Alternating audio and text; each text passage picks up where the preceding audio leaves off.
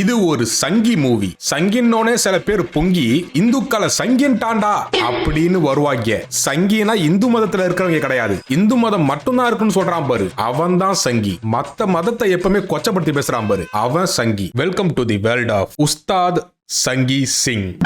இந்த சங்கி படத்தை ஓபன் பண்ண உடனே GTA வைஸ் சிட்டி கேம்ல சீட் கோடு போட்ட மாதிரி எவனோ ஒருத்தன் கவர்னர் ரெசிடென்ஸுக்குள்ள புந்து எல்லாத்தையும் சுட்டு தள்ளிட்டு இருக்கான். அப்பதான் பின்னாடி ஒரு வாய்ஸ் ஓவர்.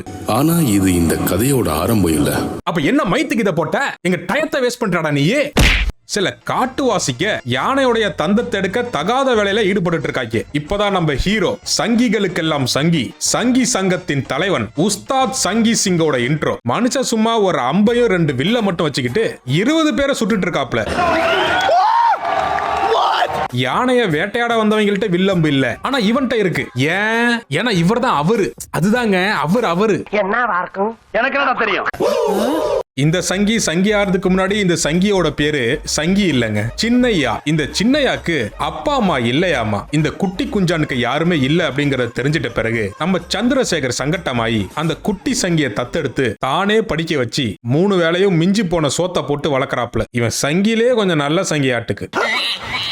இவர் பகத்சிங்கோட புத்தகத்தை படிச்ச 10 நாள்லயே இவருக்குள்ள பகத்சிங் வந்துடுறாரு. இந்த குட்டி சங்கி படிக்கிற அதே பள்ளிக்கூடத்துல நம்ம கௌதமி சத்துணவு போடுற ஆயமாவா இருக்காங்க. ஒருத்த நம்ம ஆயாட்ட போய் வாண்டடா வம்புலுக்க, இதனால காண்டான நம்ம குட்டி பகத்சிங் அவனை காயடிச்சு விட்டுறாரு. இதை தெரிஞ்சுக்கிட்ட நம்ம சந்திரசேகர் இந்த சின்னையாவோட வீரத்தை கண்டு வெறியாகி அவன் அப்பன் பேர்ல இருந்த உஸ்தாத உருவி ஹிஸ்டரியில இருந்து பகத்சிங்க திருடி உஸ்தாத் பகத்சிங் அப்படின்னு அவனுக்கு பேர் வச்சு விட்டுறாரு.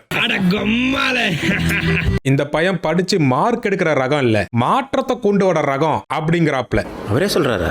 Very good very good. நம்ம சந்திரசேகரோட சேவையை நினைச்சு சென்டிமெண்ட் ஆன சிஎம் ஸ்ட்ரைட்டா அந்த கிராமத்துக்கே போய் எங்க சங்கத்தோட சங்கி பார்ட்டியில வந்து சேர்ந்துக்கிறீங்களா அப்படின்னு கேக்குறாப்ல. சங்கியா இருக்கிறதுக்கு குவாலிஃபிகேஷன் முக்கியம் இல்ல, குவாலிட்டி தான் முக்கியம் அப்படின்னு என்னென்னத்தையும் சொல்லி சந்திரசேகரோட மண்டையில சைலண்டா சாணியை கரைச்சு ஊத்திடுறாப்ல.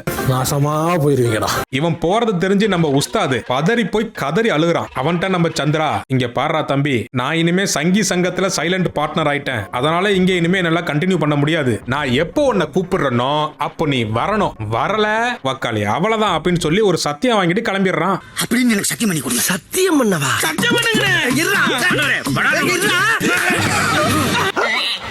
சங்கத்துக்கு இவருடைய சேவை மனப்பான்மை பிடிச்சு போய் இவரை சிஎம் ஆக்கிடுறாங்க. சங்கத்துல சேர போனவரு முதலமைச்சருடைய உடல்நல ரொம்ப கிரிட்டிக்கலா இருக்கு. இந்த சைத்தான் வேலையெல்லாம் செய்யறது யாரா அப்படின்னு பார்த்தா சிஎம் நல்ல நாகப்பா அப்படிங்கிற ஒருத்தன். நல்ல நாகப்பா தான் அவன் பேரு. சிஎம்ங்கிறத அவன் வச்சுக்கிட்ட இன்ஷியலாமா. அவன் அப்பன் பேரு சின்னமணியா இருக்கும்னு நினைக்கிறேன். இவனும் அதே சங்கி சங்கத்துல ஒரு மெம்பர் ஆமா. இவருக்கு எந்த அளவுக்கு அந்த சிஎம் பதவி மேல வெறினா, இவர்கிட்ட ஒரு ஜோசியக்காரன் ஓய் நீ சிஎம் ஆக மாட்ட ஓய் அப்படிங்கிறான். ஏண்டான்னு கேட்டா கையில உள்ள பாம்புரேக பாதிலே நின்றுச்சுங்கிறான். இவன் கெட்ட சங்கிலே ரொம்ப கேடு கெட்ட சங்கியா இருப்பான் போல. உடனே ஒரு தேங்காயை எடுத்து பாதியில நின்ன கைரேகையில மீதியை வரைஞ்சு விட்டுறான். இப்ப பாரு நான் சிஎம் ஆயிருவேன்ல. இவன் இல்லாத வேலை பண்ணி சங்கத்துக்கே சைலண்டா முதலமைச்சர் ஆயிடுறான். இந்த நல்ல கண்ணு நாகப்பாக்கு பைத்தியக்கார பையன் ஒருத்தன் இருக்கான். இவன் தன்னோட கேங்கோட போலீஸ் ஸ்டேஷனுக்கு போய் இந்த பொறுக்கி பசங்க பொல்லாத வேலையில ஈடுபட்டு இருக்காங்க. நம்ம உஸ்தாது சங்கி சிங் வில்லம்ப வச்சுட்டு காட்டுக்குள்ள பண்ணியை வேட்டாடிட்டு இருந்திருப்பான் போல. அத பாதிலே விட்டுட்டு ஓடியாடுறான். பேக்ரவுண்ட்ல பகவத்கீதா வசனம் வேற. நல்லவர்களை காக்கவும் ஒவ்வொரு யுகத்திலும் நான் அவதாரம் எடுக்கிறேன். இது வரைக்கும் கேட்டது பகவத்கீதை, இது பகவத்கீதை. ஏன்டா இப்படி சம்பந்தமா பேசி சாவடிச்சிட்டு இருக்க? சைத்தான் கே பச்சா, சாரி சங்கி கே பச்சா. மாசுங்கிற பேர்ல லூசுத்தனமா பேசி ஃபைட்டுங்கிற பேர்ல ஒஸ்ட் பண்ணிட்டு இருக்காங்க. கடைசியா நம்ம சிஎம் நல்ல கண்ணு நாகப்பாவுடைய பையனை நம்ம சங்கி சிங் ஹவுஸ் அரெஸ்ட் பண்ணிடுறான். நம்ம சங்கி சிங் இவனை குஜிலி மஸ்து பண்ணிட்டு இருக்க கிளிகிளிப்ப கூட்ட நம்ம ஹீரோயின் வராங்க. இவங்களுக்கு லவ் ஃபெயிலியர் ஆமா. இவங்க பாய் ஃப்ரெண்டுன்னு நினைச்சு பழகின ஒருத்தன் கே ஃப்ரெண்டு அப்படின்னு தெரிஞ்சிட்ட பிறகு காண்டான நம்ம ஹீரோயின் நிம்மதியை தேடி காட்டு பகுதிக்குள்ள வராங்க. ஏமா பாய் ஃப்ரெண்டுக்கு ஃபீல் பண்ணலாம், ஓகே, கே ஃப்ரெண்டுக்கு இல்லாம ஃபீல் பண்ணுவ? இந்த காமெடிகளுக்கு நடுவுல நம்ம சிஎம் நல்ல கண்ணு நாகப்பாம்பு ஒரு தீவிரவாதி ஒருத்தனுக்கு போன போடுறாப்ல. இவனுங்க தீவிரவாதின்னு யார காமிச்சிருக்காங்கன்னு உங்களுக்கு தெரியும். ஜனநாயகன் படத்துல விஜய் அப்படி காமிச்சிருக்காரு இப்படி காமிச்சிருக்காருன்னாங்க. இந்த படம் வர முதல்ல கோமால இருந்தாங்க போல கொத்தடிமைங்க.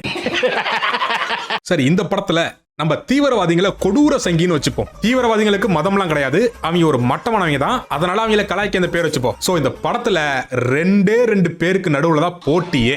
ஒன்னு கொடூர சங்கி, இன்னொன்னு கோமாளி சங்கி. இப்ப நம்ம சிஎம் கொடூர சங்கிக்கு போனை போட்டு, பாய் 10 கிலோ கறி வாங்க போன என் பையன், கறியும் திரும்பி வரல, பையனும் வரல, என்னன்னு கொஞ்சம் பாருங்க பாய் அப்படின்னு சொல்ல, இதுக்கு நடுவுல நம்ம சங்கி சிங் ஹீரோயினோட சேர்ந்து குஜிலி மஸ்து பண்ணிட்டு இருக்காப்ல. தன்னோட சங்கத்துல கத்துக்கிட்ட மொத்த வித்தையும் இறக்கி விடுறாப்ல. உன் கண்ணை பார்த்தா காஜி ஆகுது, உதட பார்த்தா உருளுன்னு தோணுது, மூக்க பார்த்தா மூடாகுதுன்னு மூச்சு விடாம பஞ்சு நிலாக்க பேசி பக்கத்துல வந்து பாஞ்சிடுறாப்ல.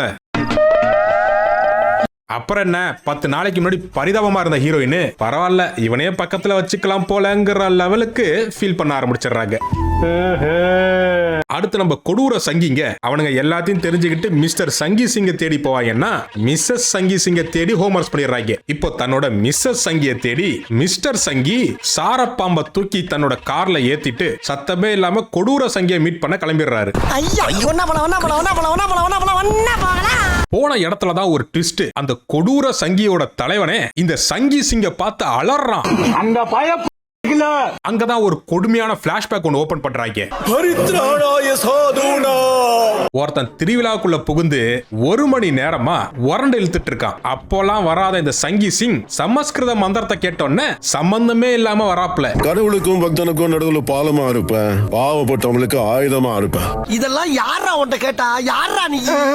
அடிச்சு நொறுக்கிற கோத்திரம், கிழிச்சு தொங்கப்பட்ட நட்சத்திரம். அடுத்த நேரம் நல்ல கண்ணு நாகப்பாம்பு வீட்டுக்கு போய் 1/2 மணி நேரம் அறுவைய போடுறாப்ல. கேட்க முடியல. நீ எப்படா வந்த? பிரளய பர்மிஷன் கேட்காத, அனுகுண்ட அப்பாயின்மெண்ட் கேட்காத, நான் கேட்பேன். சட்ட ஒழுங்கு கடைபிடிக்காத எவனா இருந்தாலும் தோலை உரிச்சு உப்பு கண்ணு போடு பண்ணோம் சேலஞ்ச் பண்றேன். சங்கிங்கெல்லாம் சட்டம் பேசுது பாருங்களேன். படம் ஆரம்பிச்சதுல இருந்து எனக்கு தெரிஞ்சு இந்த சங்கி 100 பேரை சாலா சங்கர்த்து இருக்கான். இவன் சட்டம் ஒழுங்க காப்பாத்த போறானா? வயலண்டான சைலண்டா வாயில குசு விட்டுறோம், ஓடி பேரு. சரி அது ஓகே, இப்படி பண்ணி அது என்னடா? நான் கழுத்த தடவுனா ஓ கழுத்து காலின்னு அர்த்தம். அப்ப வேற எங்கேயாச்சும் தடவுனா மூட்ல இருக்குன்னு அர்த்தமா? அடுத்து இந்த பைத்தியக்காரன்ட்ட ஒரு பைத்தியம் மாட்டிக்கிச்சுக்க. அவன்கிட்ட போயிட்டு உலோகம் கெட்டியா இருக்கும், அது என்ன மாதிரி பஞ்சு மாதிரி இருக்கும், அது என் நெஞ்சு மாதிரி பாட்டில் உடஞ்சா கூர்மையா இருக்கும்ட்டு அவன் மூஞ்சில கீறி விட்டுட்டு இருக்கான். டேய் இவன் சாதாரண சங்கி இல்லடா, சைக்கோ சங்கி.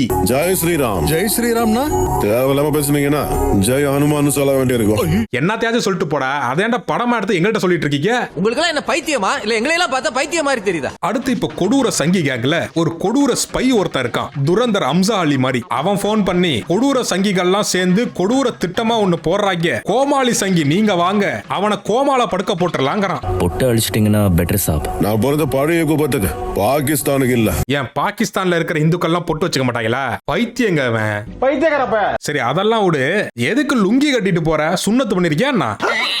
கொடூர சங்கி கூட்டத்தில் நுழைஞ்ச இந்த கோமாளி சங்கி சூத்தா மட்டலே கழுத்தா மட்டலே ஒரு கோலியை இறக்கிட்டு கொடூர சங்கியோட ஆளை அடிச்சு இழுத்துட்டு போறாப்ல. இது ஒரு மாஸ் சீன். இதனாலதான் கொடூர சங்கியோட தலைவன் மியாபாய்க்கு இந்த சங்கி சிங்க பார்த்தா டர்ராமா. ஃபர்ஸ்ட் டைமா உன்கிட்ட பயத்தை பாக்குறேன். நானும் ஃபர்ஸ்ட் டைம் பயமுறுத்துறவனை பார்த்தேன் சார். டெரரிஸ்ட் டெடி பேர் மாதிரி தூக்கிட்டு போயிட்டான். டேய் என்னடா டயலாக் இது? எவன் எழுதி கொடுத்தானே அது இப்படி பேசிட்டு போறான்? அடுத்து இந்த கோமாளி சங்கி டீ ஷாப்புக்கு போனோமா, டீ அடிச்சோமா வந்தோமான்னு இல்லாம அங்க ஒருத்தனை பிடிச்சி வம்பிழுத்து பாரத் மாதாக்கு ஜெயின்னு சொல்றாங்கறாரு. ஏன்னா பாரத மாதா வாழ்கன்னு சொல்றதுல உங்களுக்கு என்னடா பிரச்சனை? பாரத் மாதாக்கு ஜெயின்னு சொல்றதுல பிரச்சனை இல்ல, அத நீங்க மிரட்டி சொல்ல வைக்கிறீங்க பாரு, அங்கதான் பிரச்சனையே. பாரத மாதா என்ன பாக்குறீங்க? இது உங்க நாடு இல்லையா? எல்லாரும் சொல்லுங்க. இரண்டாவது ஹீரோயினோட இன்ட்ரோ. சங்கி பாய்ஸ் எப்படி யோசிச்சிருக்காங்க பாருங்க அந்த இன்ட்ரோவை.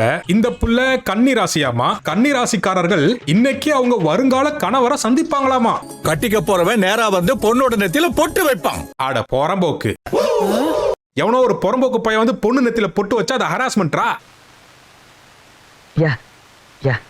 இப்ப நம்ம கொடூர சங்கிங்க சில பேரு ஹாஸ்டல்ல சுத்தி வளைச்சி அட்டாக் பண்றாங்க. இப்ப இந்த கொடூர சங்கிகளை கொல்லதான் நம்ம உஸ்தாத் சங்கி சிங் களமிறங்குறாரு. சங்கிய பிடிக்க வந்த இடத்துல இந்த பொட்டு கையில இருக்கிறதுக்கு பதிலா உன் நெத்தில இருந்தா சும்மா கும்தாவா இருப்ப.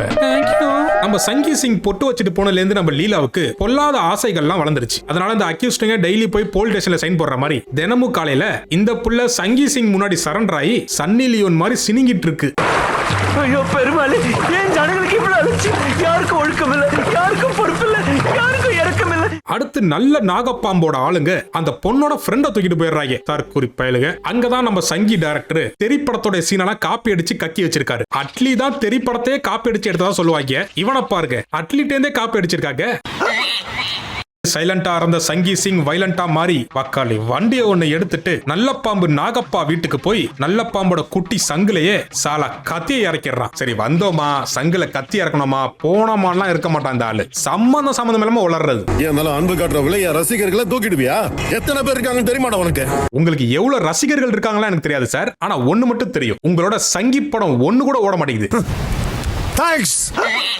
ஹரிஹர வீரமல்லுன்னு ஒரு சங்கி படம் அட்ரு ஃபிளாப். உஸ்தாத் சங்கி சிங் மரண ஃபிளாப். அடுத்து ஒரு சங்கி படம் வரும், அதே உங்க ரசிகர்களே ஃபிளாப் பண்ணுவாங்க.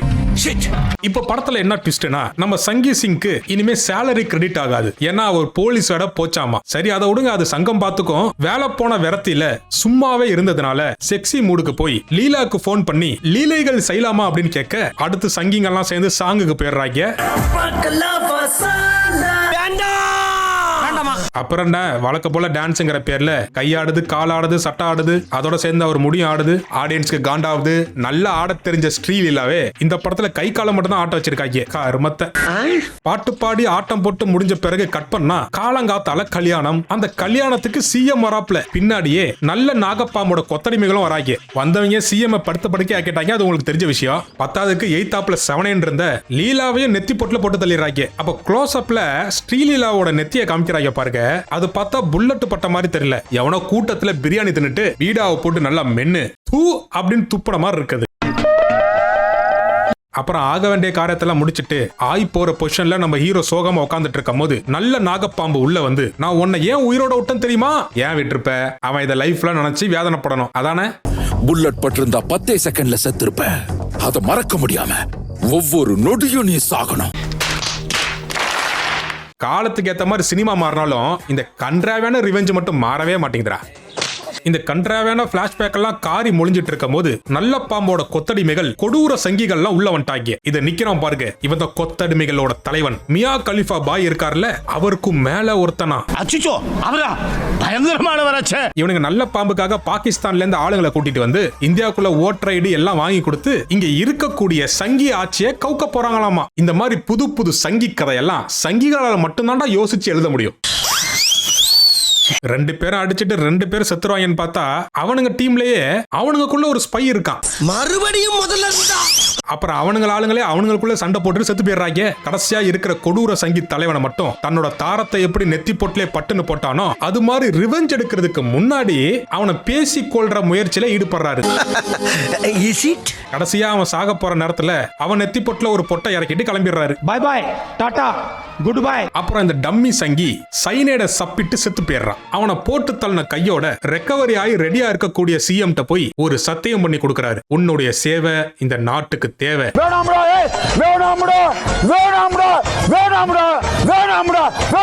மொத்தத்துல இந்த உஸ்தாத் சங்கி சிங் இந்த படம் பார்த்த அனைவருக்கும் என்னோட அஞ்சலியை நான் செலுத்திக்கிறேன்.